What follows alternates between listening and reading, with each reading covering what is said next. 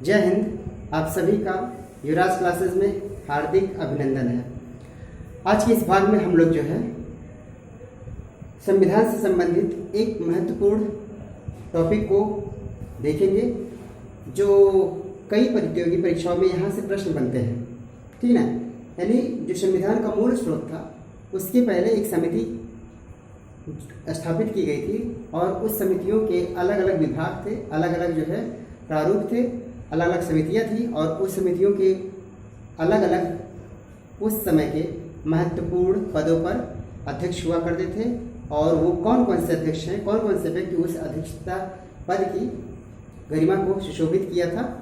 तो इसी के बारे में हम लोगों को देखना है और यहाँ से प्रश्न बनते हैं। तो शुरू करते हैं संविधान सभा की प्रमुख समितियाँ और उनके अध्यक्ष। जैसे पहली बात करते हैं संविधान की सभा के एक संचालन समिति का गठन किया गया था। ये तब की घटना है जब भारत का अपना कोई संविधान नहीं था, भारत आज़ाद नहीं हुआ था। ये उस समय के अर्थात हम कह सकते हैं ये संविधान सभा का जो शासन अधिनियम था 1935 उसी के समय के आधार पर, उसी के समय के अनुसार, उसी परिस्थिति के अनुसार जो है ये विभिन्न समितियों का गठन हुआ था। तो संचालन समिति का गठन हुआ था और इसकी अध्यक्षता जो है डॉक्टर राजेंद्र प्रसाद ने किया था। संचालन समिति की अध्यक्षता, ठीक है। यानी संचालन समिति की जो अध्यक्षता है, अध्यक्ष जो हैं वो कौन थे? डॉक्टर राजेंद्र प्रसाद को नियुक्त किया गया था। एक और समिति का गठन किया गया था संघीय संविधान समिति, संघीय संविधान समिति, और इस समिति के अध्यक्ष जो थे वह पंडित जवाहरलाल नेहरू थे। कौन सा समिति? संघीय संविधान समिति। बात करते हैं प्रांतीय समिति का।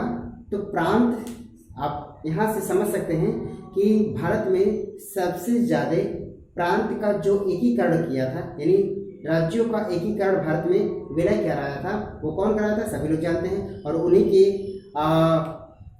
उन्हीं के नाम पर जो होता है भारत में राष्ट्रीय एकता दिवस भी मनाया जाता है। तो इस प्रांतीय समिति के जो अध्यक्ष थे वह सरदार वल्लभ भाई पटेल थे, सरदार वल्लभ भाई पटेल, ठीक है। बात करते हैं प्रारूप समिति का। तो प्रारूप समिति का जो है डॉक्टर भीमराव अंबेडकर अध्यक्षता किए थे। यानी प्रारूप समिति का जो अध्यक्ष चुना गया था उस समय संविधान सभा का, तो वह डॉक्टर भीमराव अंबेडकर को इस समिति का जिम्मेदारी दिया गया था। अब बात करते हैं संघ शक्ति समिति, जहाँ पे संघ की बात आ जा रही है। तो संघ का पूरा नियंत्रण किसके हाथ में था? उस समय के प्रधानमंत्री के रूप में खुद को जो है प्रस्तुत करना चाह रहे थे पंडित जवाहरलाल नेहरू।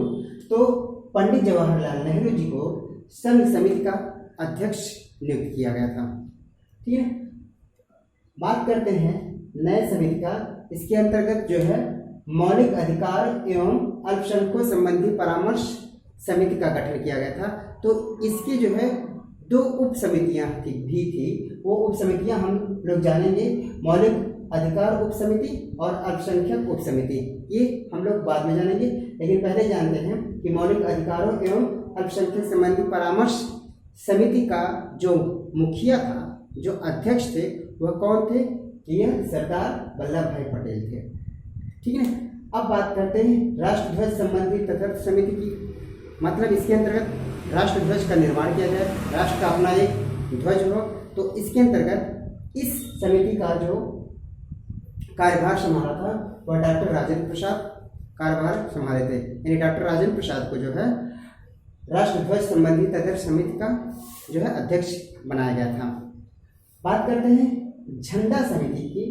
तो झंडा समिति, यही झंडा समिति आगे चलकर जो है संशोधन हो गया था और राष्ट्रध्वज समिति में क्या हो गया था? बदल गया था, परिवर्तन हो गया। तो ये झंडा समिति का जो संचालन किया गया था, या झंडा समिति का जो अध्यक्ष चुना गया था वह जेबी कृपलानी को झंडा समिति का अध्यक्ष चुना गया था।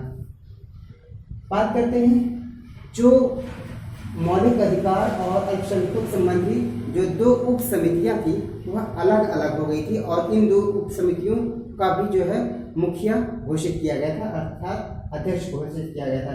तो मौलिक अधिकार उप समिति की जो अध्यक्षता या जिम्मेदारी दी गई थी वह जेबी कृपलानी को दिया गया था और अल्पसंख्यक उप समिति की जिम्मेदारी जो है वह HC मुखर्जी को दिया गया था। ये संविधान सभा की कुछ प्रमुख जो है समितियां थी जिसका मेन उद्देश्य, मुख्य उद्देश्य यही था कि भारत का अपना स्वतंत्र और भारत का अपना एक संविधान हो और उस संविधान के आधार पर जब भारत आज़ाद हो, उस आज़ाद भारत में जो है अपना एक संवैधानिक व्यवस्था हो। तो ये इस संविधान सभा समिति का मुख्य उद्देश्य यही था कि एक नया संविधान निर्माण किया जाए और उस संविधान के आधार पर भारत अपने तरीके से अपने यहाँ कानून व्यवस्था या फिर नियम जो है अन्य विभागों को, अन्य प्रशासनिक स्तरों को जो है सुचारू रूप से चलाया जाए। इसका मुख्य उद्देश्य यही था। तो यहाँ पर सबसे ज़्यादा पूछा गया है, जो बार बार क्वेश्चन में पूछा जाता है, प्रारूप समिति का, प्रांतीय समिति का, इसके साथ साथ झंडा समिति का और जो है संचालन समिति। ये इंपॉर्टेंट चीज़ें हैं, तो इस पर फोकस करने की ज़रूरत है जहाँ से प्रश्न बनते हैं। ठीक है, यहाँ से बार बार कॉम्पिटिटिव एग्जाम में क्वेश्चन पूछे गए हैं। तो उम्मीद करते हैं कि यह वीडियो हम सभी के लिए जो है एक जो है रामबाण सिद्ध होगा और परीक्षा के लिहाज से हमारे लिए ये काफ़ी बूस्टर का काम करेगा। तो आज के लिए बस इतना ही। तब तक के लिए जय हिंद, जय भारत।